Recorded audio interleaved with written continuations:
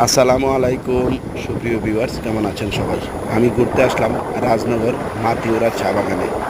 এটা মৌলভীবাজার জেলার মধ্যে অবস্থিত। আসলে অত্যন্ত সুন্দর একটা জায়গা। দুই পাশে দিয়া পাহাড়, এক পাশে দিয়া পাহাড়ের মধ্যে রাবার বাগান, আর এক পাশে পাহাড়ের মধ্যে চা বাগান। ভিউটা আসলে দেখার মতো অসাধারণ সুন্দর।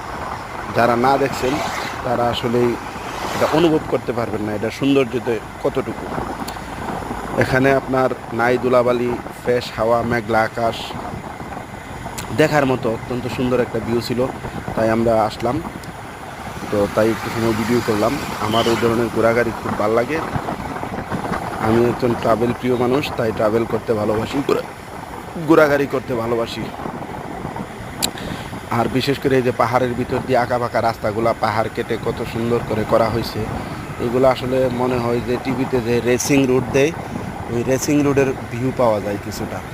তার জন্য আরও আসলেই অনেক সুন্দর এবং অনেক ভালো লাগে। দেখেন পাহাড় কেটে কত সুন্দর রাস্তা করে রাখছে দুই পাহাড়ের মাঝখান দিয়ে। মানে এখানে গেলে আসলে এমনিতেই মনটা জুড়িয়ে যায়। আর এই সব এলাকার পরিবেশ কিন্তু এতটা গরম থাকে না, মোটামুটি ঠান্ডাই থাকে, যার জন্য এদিকে ভাল লাগে। যারা যারা চান ইনশাল্লাহ আসতে পারেন। আর যারা আসবেন আমাকে ইনশাল্লাহ নক দিবেন, আমি ঠিকানা দিব এবং সময় পাইলে অবশ্যই আমি আপনাকে ঘুরিয়ে দেখাবো। রাজনগর থেকে কুলাউড়া যাওয়ার পথে এই রাস্তাটা পড়বে, অত্যন্ত সুন্দর এবং পরিবেশ বান্ধব একটা রুট যেটাকে বলা হয়। এখান থেকে রাজনগর চা বাগানে ঢোকার রাস্তা, এটা আপনারা রাজনগর চা বাগানে ঢুকতে পারবেন এই রাস্তা ধরে। আর আসলেই মানে একটা মজার একটা ভিউ, মজার সুন্দর ভিউ পেতে হলে এই ধরনের এলাকাতে ঘুরতে আসবেন।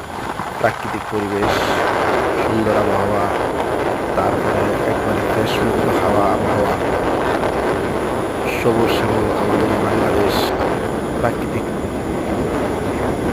প্রাকৃতিক সৌন্দর্যের লীলাভূমি বলা হয় এই সিলেট অঞ্চলকে।